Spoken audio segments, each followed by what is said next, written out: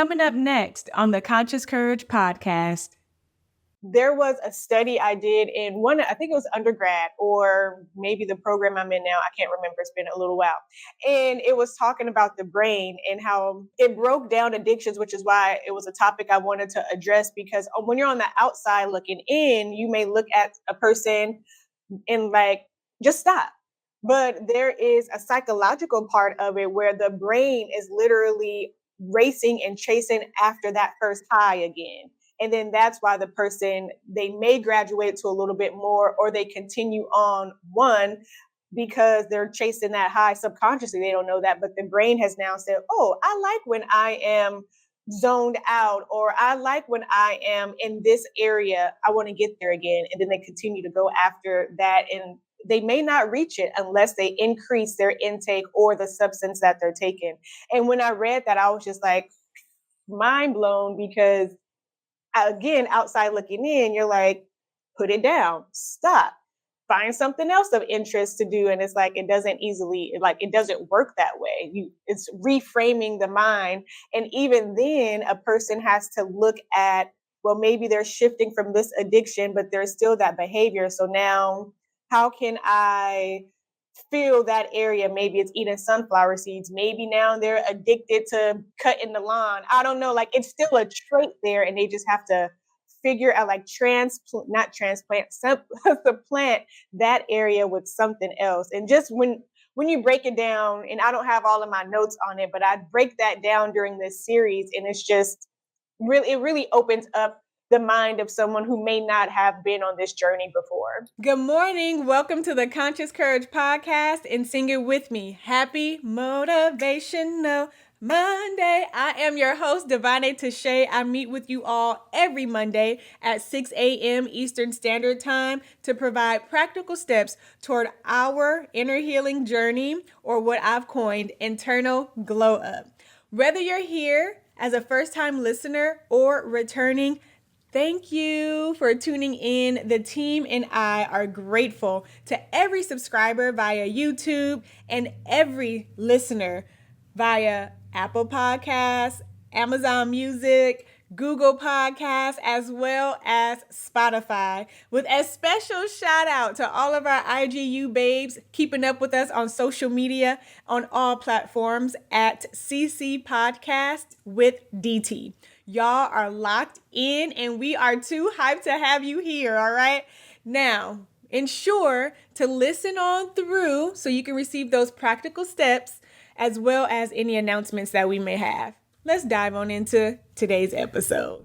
Ladies and gentlemen, I'd like to introduce Mr. Anthony Davis, a remarkable survivor of addiction. Born and raised in the era of the 1960s, his experience reflects on the then culture of sex, drugs, and rock and roll, okay, y'all? Where substance use was not only prevalent, but also often normalized. Despite battling addiction for over 30 years, Anthony's unwavering resolve led him to celebrate 3 years of sobriety. Anthony's journey with addiction began at a young age, experimenting with various substances before recognizing his addiction, and we will dive more into those during this here session that we have. His story paints a vivid picture of the challenges and consequences that accompany substance abuse, offering listeners profound insight into the grappling realities of addiction. Drawing strength from a supportive network as well as actively engaging in some recovering communities, Anthony's commitment to sobriety serves as a beacon of hope for others. Join us as we delve into Anthony's remarkable journey, offering invaluable insights and inspiration to those seeking their own path to recovery. Mr. Anthony L. Davis Sr. was born and raised in Washington, D.C., and is a devoted husband, father, grandfather, as well as mentor. With a background in education and a passion for service, Anthony's journey extends beyond overcoming addiction to inspiring others to fulfill their God-given purpose through speaking, training, as well as coaching engagements. Mr. Anthony Davis, to everyone, welcome. Wow. So, how are you? What an introduction. I'm doing great, Davone'a. I'm just, happy to be here. I know we spent some back and forth times trying to get prepared for this moment, and here we are. So I'm excited. Yes, I'm excited. How did the introduction go? You said it's Oh, it good. was phenomenal. It was phenomenal. I couldn't ask Awesome. for anything more. No, I greatly appreciate you when so just so everyone knows, when I made a post in the seven figure podcast course saying, hey, I have this podcast, and I did a segment on addictions earlier in the year. So we're in 2024 at the time of this recording. I did a segment on addictions in March, but I did not do justice. Like justice was not served. So I said, I want to bring it back. And this time I want to bring on guests who are survivors of addiction. And you were like the first person that I heard from. I'll do it. Like, say no more. Let's get together and let's do it. Yeah. So thank you. Yeah, when I saw it, I mean, I just automatically, because just the whole idea of collaboration in this whole world of social media, podcast, and entrepreneurship. We all need a helping hand, and just looking for opportunities really to get my story out, and more so, present myself as a person whose life experience, and so forth, could definitely serve and help others to overcome whatever they may be going through. Amen to that. I love it. I love it. And that is what my hopes are for this session as well. Not just us having a conversation, but also that through your story, others will listen in and take that first step. Others will listen in and also be able one day to come on either here or your platform or another platform and say, hey, I am X amount of months, days, weeks, years sober because of Mr. Davis's story. Yeah, Amen. definitely. Yes. Okay. Well, then diving on into my first question for you, which is, what were some of the underlying factors that led to your struggles with substance abuse? And how did those impact the various aspects of your life? I know that you shared with me there was some time in which you started smoking, or no, it was drinking beer from the basement. And then from there, it graduated on to more. So would you care to elaborate? Yeah, I can remember a time as a young kid being around. I spent a lot of time. I'm an only child, so I think that's very important in my story Mm. anyway. But as my parents were older parents, so a lot of time I spent as a young child was around my parents and my parents' friends and my parents' friends' kids and things of that nature. So there was always kind of like this nurturing environment and things of that nature. But growing up here in what we call the DMV in the Washington D.C. area, we all familiar with. Well, many people may be familiar with Maryland blue crabs, and so it's a tradition. It's a staple in this community. To sit at a table with crabs and drink beer and things of that nature. And I can remember at a very young age, hearing an adult say, "Oh, give Tony some beer." Tony being my nickname Mm. that Yeah, I yeah. don't go by now, but a lot of people think, because your name is Anthony, they can call you Tony. But anyway, gives Tony some beer, it won't kill him. Like literally, Mhm. like I can still remember hearing that. I have no idea how old I was at that time. I do remember, just drinking beer. And I think I shared this in response to our early communication. I had an older cousin several years ago say to me she remembers the time when I was around a table of older adults, and she said literally like I was demanding beer, right? And again, Mm. I remember a lot about my childhood. I don't remember that specific occasion, but what it makes me realize is that I must have been extremely young Yeah. in terms of my first encounter or first taste of beer. And it went on like I don't drink now, but a cold beer, on a hot day is definitely something that was definitely enjoyable, and I don't miss it. But Yeah, well, thank you for sharing that. And if you don't mind us going ahead and taking those, like the steps on, because you did share, it started with beer and then it progressed on into marijuana and then it progressed on into crack, cocaine, PCP, and other areas. And if you don't mind sharing that, and then I definitely want to dive into the two examples you shared with me in our earlier communications that led to where you are right now in your sobriety journey? Yeah, so tapping back into your first question, earlier question, and then moving on to Yeah. the question you just asked. I mentioned being an only child, and so not only was I an only child, I was a first generation Washingtonian, and so Mm. to me, that growing up inner city environment, both my parents were from very rural parts of the country. They met Okay. in college and then they came to the DC area like many, people did back in their time in search of a better life, of jobs and things of that nature, the quote unquote great migration, right? And so they ended up settling here. My dad came first and then my mom came later. And so, they weren't, in my opinion, they weren't very familiar with the things, the distractions, the temptations of the inner city life. They did the best they could, but I believe that in search of a feeling of belonging, of acceptance, things of that nature, I was, what's the word I'm looking for? I was probably vulnerable, That's really to whatever, right? And that's how I felt. I spent a lot of time alone in terms of, again, being an only child. Both my right. parents worked. My father worked 2 jobs, and I spent a lot of time alone. And then this is something that I realized, later in life, that I did a lot of things. I made a lot of decisions not so good that I never suffered any consequences for, because nobody was around to check me, and say, Okay. why'd you do that? So forth and so on. So even with the drugs, when I first started smoking marijuana, my parents had sent me away to a boarding school, not because I was a troubled kid, but they wanted a better situation for me as it pertained to my education. And I was sent away to a boarding school in the 7th grade. And it was at this boarding school where, I was supposed to be removed from that environment of temptation of drugs and things of that nature, that I was actually exposed to it.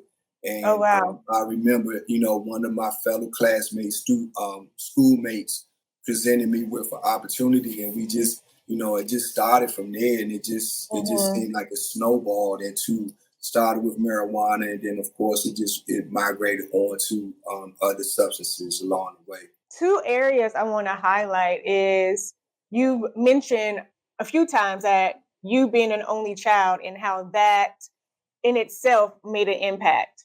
And then 2, your parents being older and having their roles and responsibilities, and how you didn't have that disciplinarian, if you will, or that, no, I think you said you didn't have someone there to bring like the correction, Right.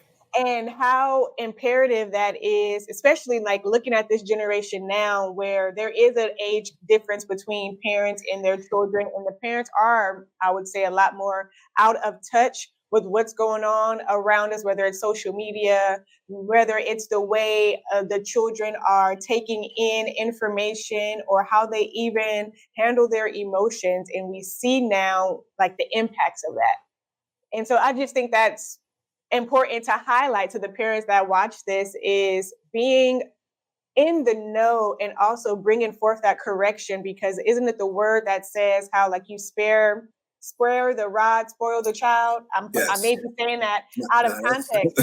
Yeah. And so we now live in a society of, what is it? Is it like gentle parenting or whatever the case may be? And people are looking more at, well, let him have his moment, or I'm not going to address that right now, or let me just speak in a calm manner without bringing the stern correction that that actually assists in cultivating or molding that child into X. Like almost innately, we need that in a sense. I'm saying a lot of words to simply say that. So I just wanted yeah. to No, highlight that. yeah, I think that's good. But I think, yeah, also too, to your point as well, based on my own, observation and experiences also in terms of the difference in generations, you see a lot of younger parents now where they're not so far removed from, and they having children at a very young age. And in some cases, and there's no judgment on anybody, everybody should, I believe, have freedom to live their lives as they so choose. But you see parents, indulging in some of the same things that the kids are doing. You know what I mean? Like it's like they're, friends, and they're doing some of the same things, maybe not together, but, children are seeing their parents do X, Y, and Z. And so they don't see any, error or whatever in that particular behavior. And it's, Oh, that's so good.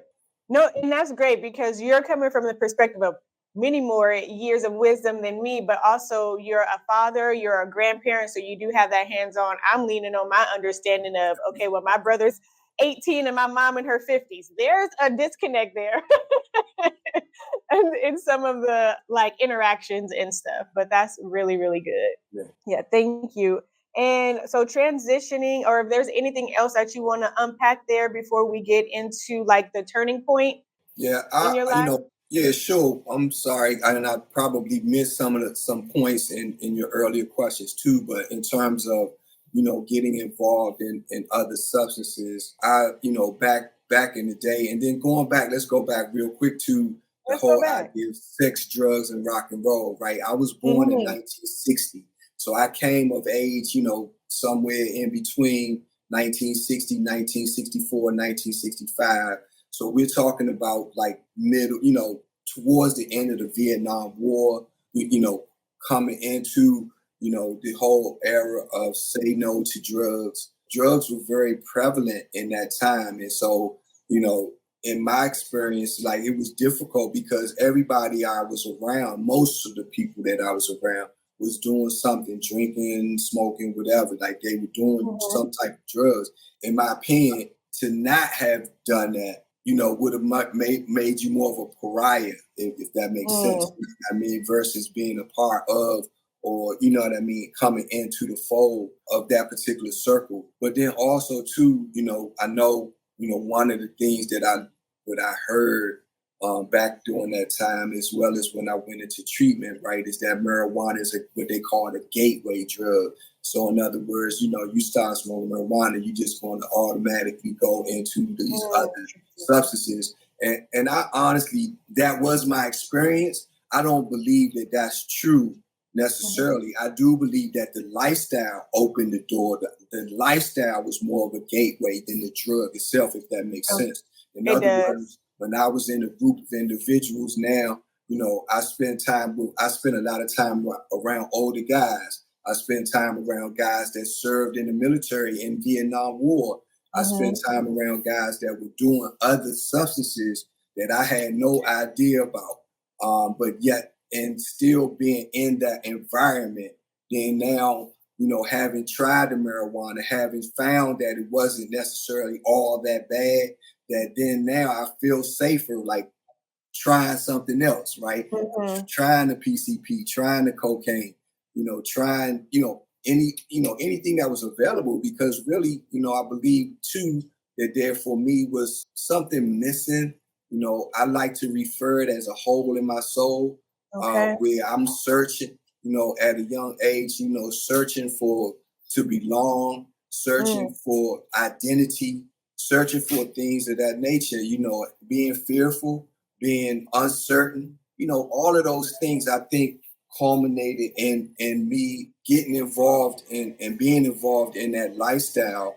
And again, just the familiarity, the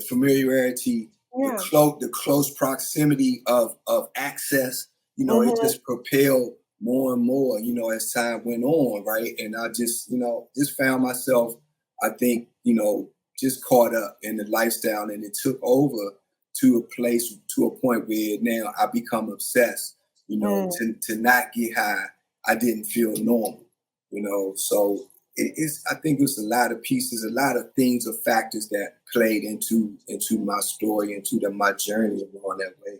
No, that's so good. So there are two things. One, I don't know if you would like to impact a little more where you said the hole that was in your soul then, and the area of fearfulness and belongingness. Do you think that came from being an only child, having all of that time with yourself? Like, what do you think ignited or gave you that feeling of something is missing.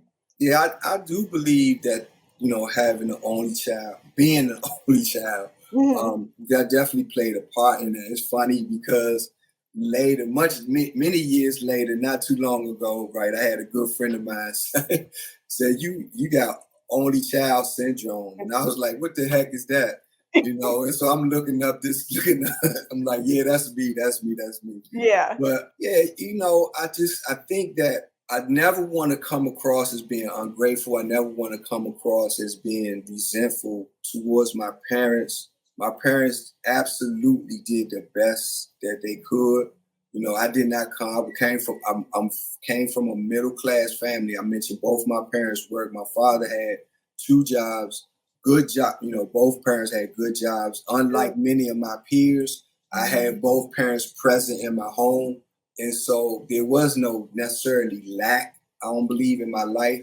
But I do believe, again, that, there was this longing to belong, to feel a part of, Mm. and a willingness on my part to do whatever it took, without having a real identity, my own concept of self, right? Mm. And what was important, like what was some non-negotiables? There were no non-negotiables in my life, if that makes sense, at an early Yes. age, right? Mm-hmm. So in terms of standards and values, I will not do this. My parents taught me this, and so yeah, I never fell back on that concept, if that makes sense. It does. That's so good. Oh my gosh, this is going to be more than good. Oh, that was really good. The second part, thank you for that, was when you mentioned how after smoking marijuana for some time and you were like, oh well, this isn't that bad, or you no longer receiving the same feeling you did in the beginning. Ad break. Are you seeking an electrifying speaker to ignite transformation in your audience? Well, look no further. Hi, I'm Davone'a Touche, real estate investor, Air Force veteran, and host of the Conscious Courage podcast, where new episodes are released every Monday, 6 a.m. Eastern Standard Time via YouTube and all streaming audio platforms. I specialize in delivering impactful keynote speeches that inspire change and elevate your minds. Whether it's a virtual gathering or an in-person event, I bring passion, expertise, and a unique delivery to every arena or every environment that I'm in. Let's captivate your audience together and create an unforgettable experience. Contact me today to book your next event, and let's embark on this journey of transformation, or let's get all of your attendees on this journey toward internal glow up. You can book me via my website by going to www.davoneatouche.com. I'll spell that for you. It is www.DAV as in Victor, ONEATASHAE.com. I look forward to connecting with you. Take care.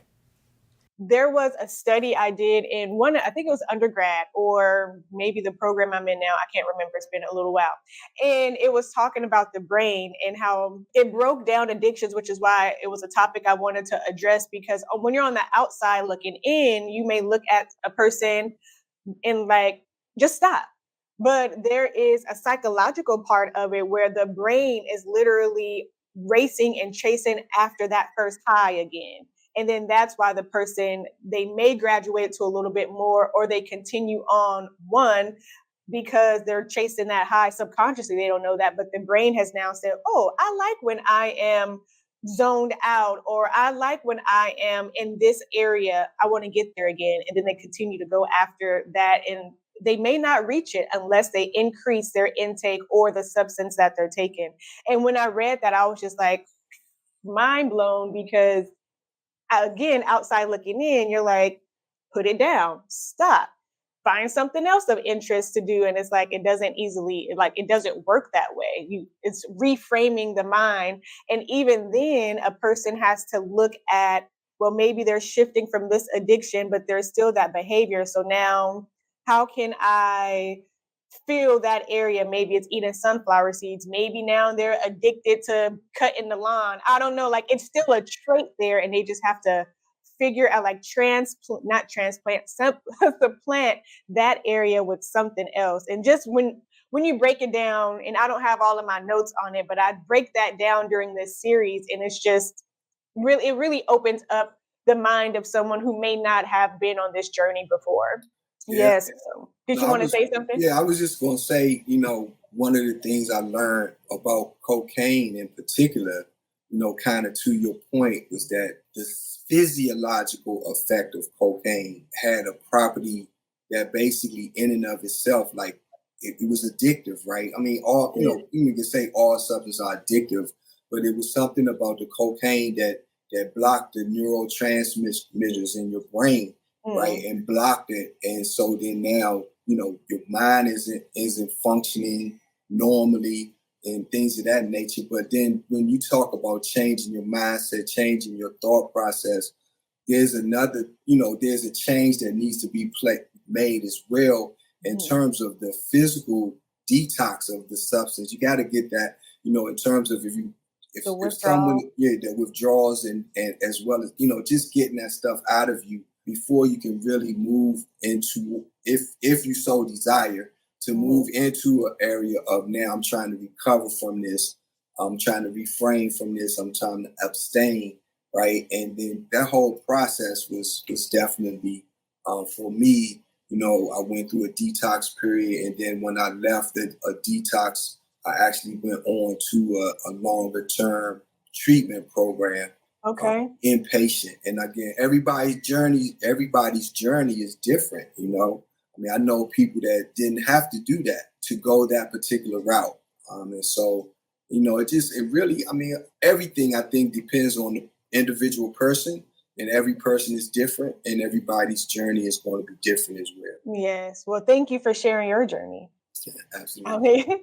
I'm appreciative. So one of the turning points that you mentioned that inspired you to seek recovery is one, there was, and please correct me if I misquote this, I want to say it was a dear friend or a family member. I can't recall which one it was, but who had told you like, hey, your parents didn't raise you to be this way. Like your parents raised you better than this. Right. And that was like a wake up call that you said it sat with you. It didn't ignite the change, but it always played, and it did play a part eventually. Mm-hmm. And then the second example you shared was you were out, y'all were getting high, and someone fell into a seizure and they lost consciousness. And your thought was, oh my gosh, this person potentially is dead, and I am here, and I'm in the area, and right. How that could impact you. Gratefully, that person came to, and they did not pass away. But would you care to share a little more on those two examples?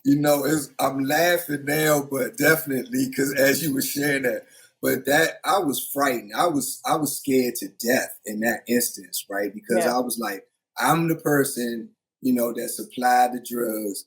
And so, that's the part I didn't want to say. I was like, yeah, that's okay. I don't think, I guess the statute of limitations has passed by at this point.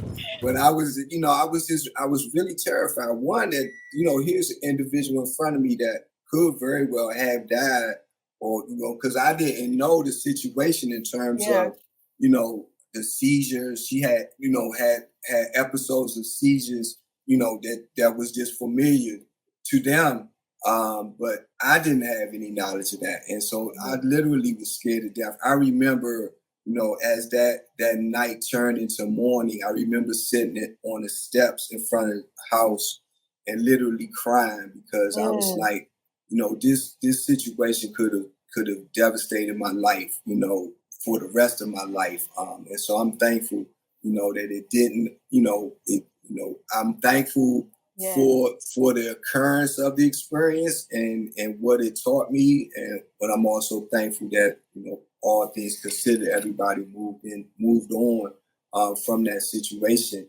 And then going, to the good friend who just one day I was randomly walking down the street, and, he was an older guy in the neighborhood of, one of the guys that we considered like what we call OG. You know Mm-hmm. what I mean? Like Yes. one of those guys, well respected, very wise, just always just willing to give advice and, help us as younger guys. Like, right, he was one of the senior guys in the neighborhood. I just remember him saying those words to me. He said, man, you walking up and down the street, and your parents ain't raised you like this, Mm-hmm. literally. And that's just how he said it. And it touched me to the core of my soul because one, he wasn't lying. Yeah.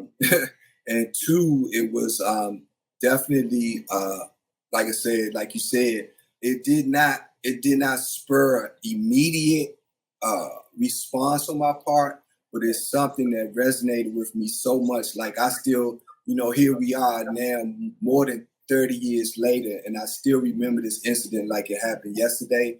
Yeah. I had an opportunity to talk to him about that we were at a funeral of one of our, childhood friends. And I mentioned it to him. He said, yeah, he actually said he remembered it. I said, you may not remember this. He said, oh, yes, I do remember that. Yeah. And I told him right then and there, man, I said, I'm so grateful for that because it meant a lot for him when he said it.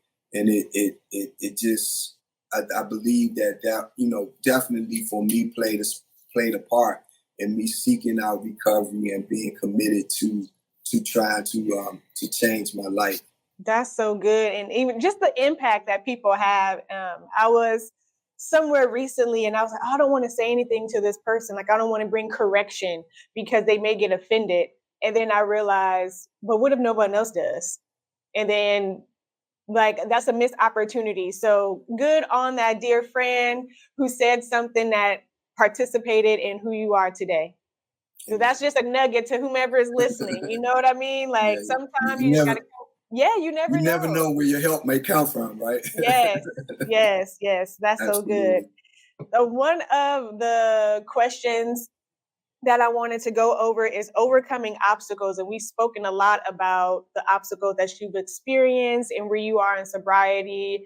And I know you shared more recently you experienced a stroke. Is that something that we can dive a little into and you can share and speak to? Absolutely.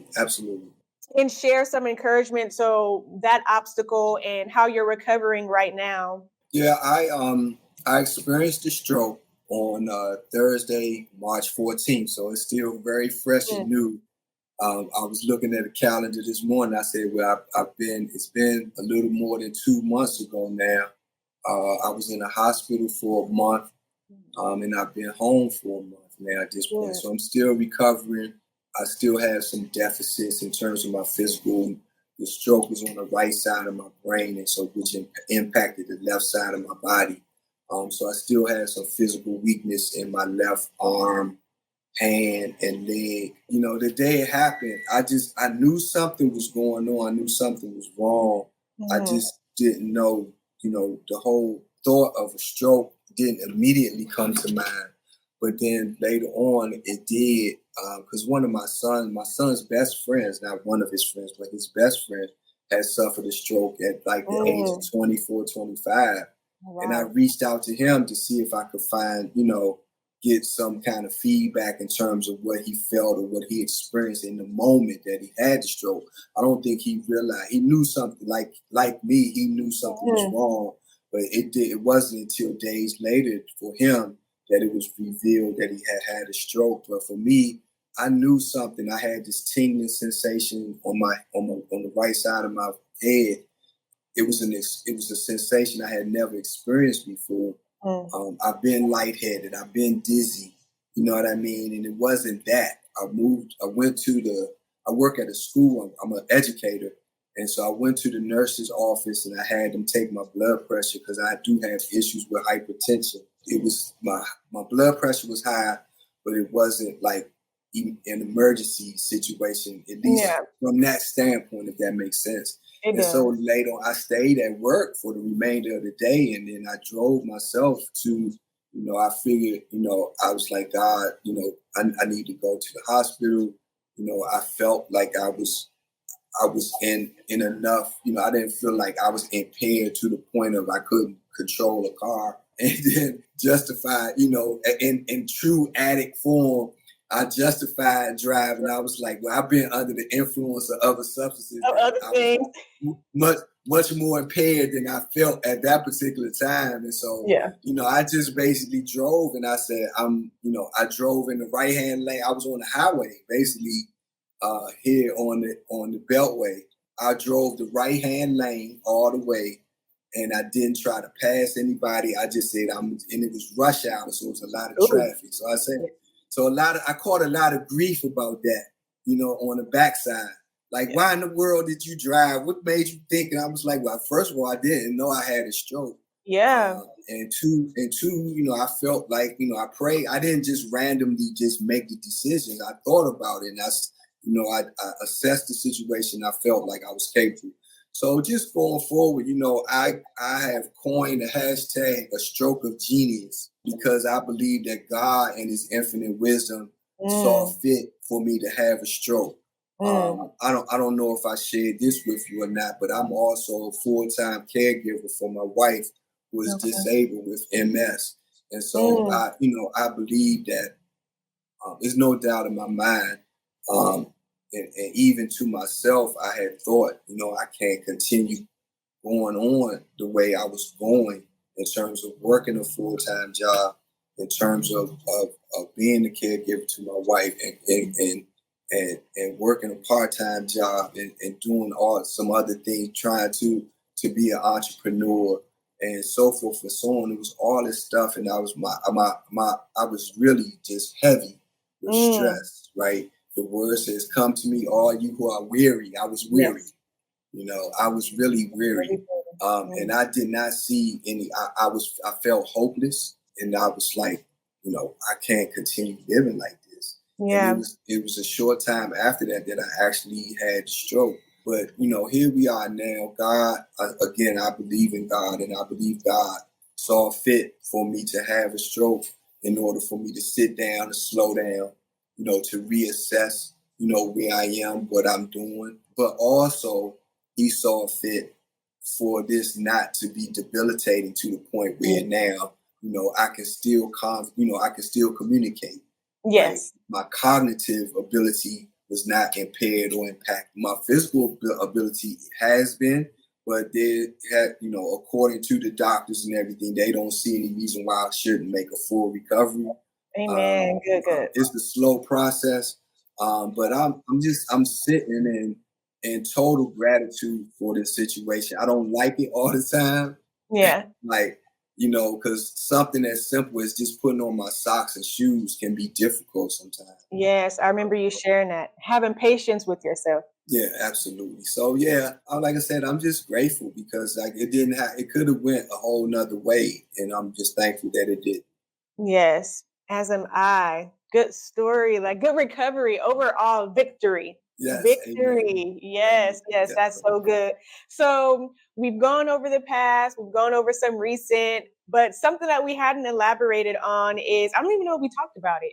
You were a coach for some time, Yes. and you were coaching. You want to talk about that and your background in education? Yeah. Wow. Over 20 years ago, a good friend of mine got a coaching job at a local college, small college, not a major college.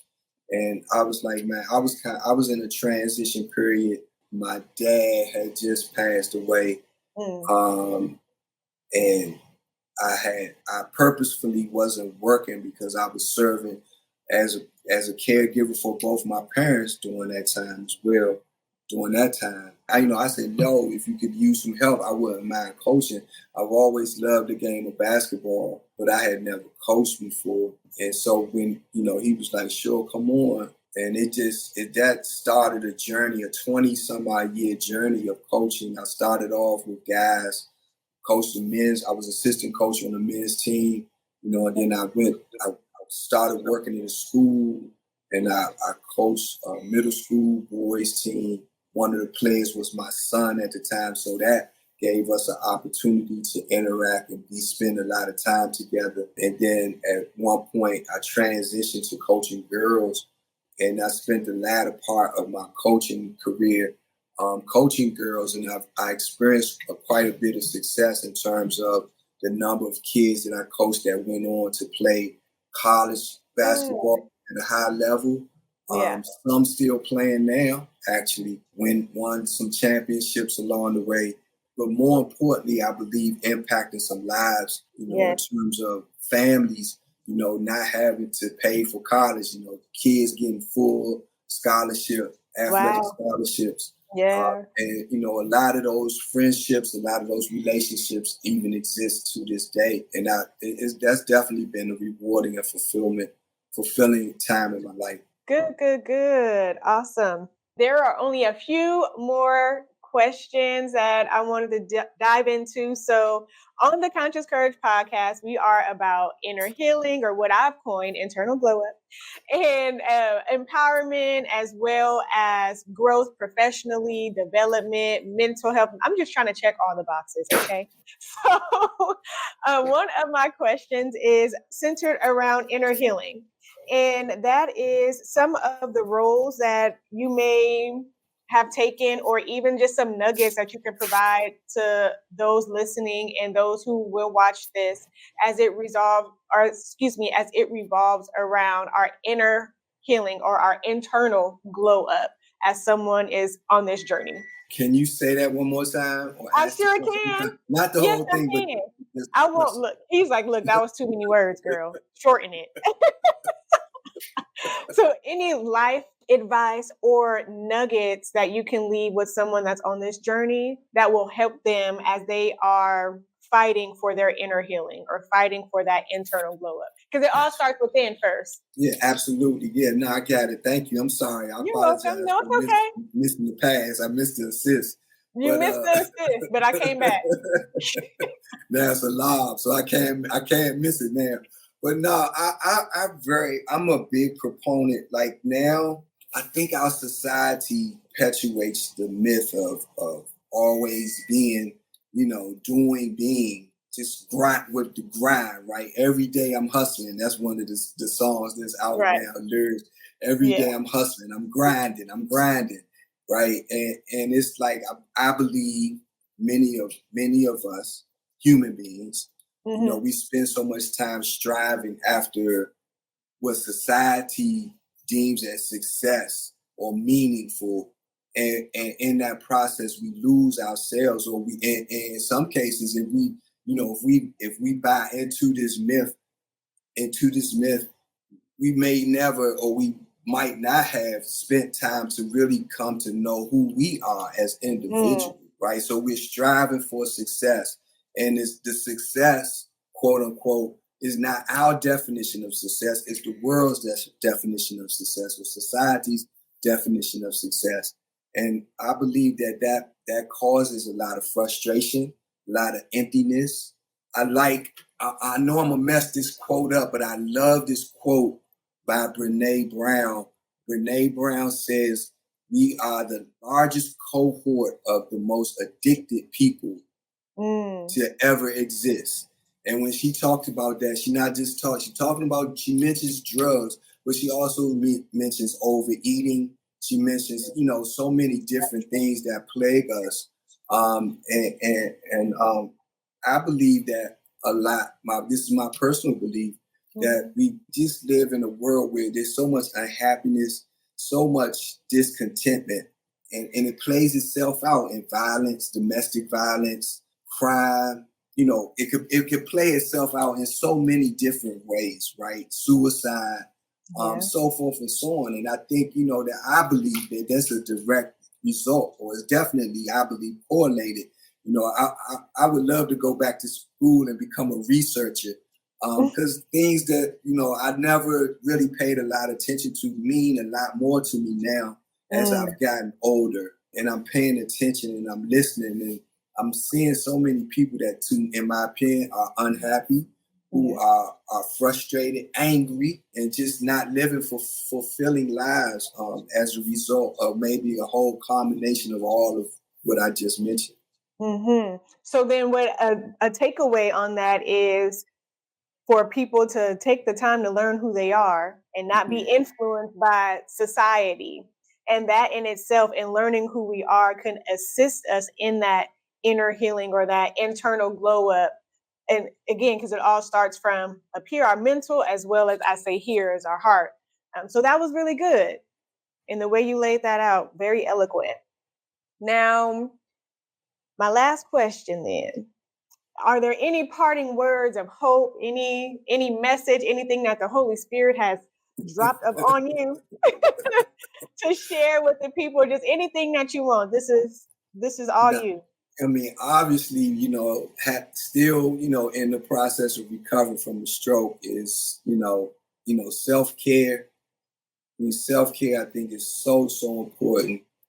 Knowing yourself, knowing your body. Like, I knew something happened to me that wasn't normal, right? I knew something was going on. And I was in tune with myself, my inner self, like we just talked about, right? I know, I remember the words of one of my pastors who once said, my name Anthony Davis, of course, but they call me AD. And, he said, AD, he said, you're probably one of the most self-aware persons that I've ever met.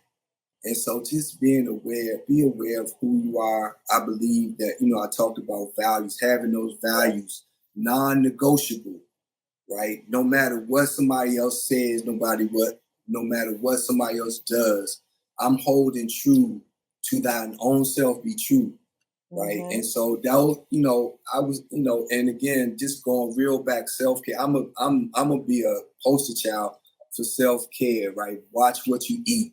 If you're supposed to be on medications, right? Regular visits to your doctor, get your checkup, your physicals, all of those things. I just think, again, making sure you're mindful of your stress and what's your stressors, what's causing you stress, and then having some concrete tools at your disposal to help deal with that stress, whatever it may be.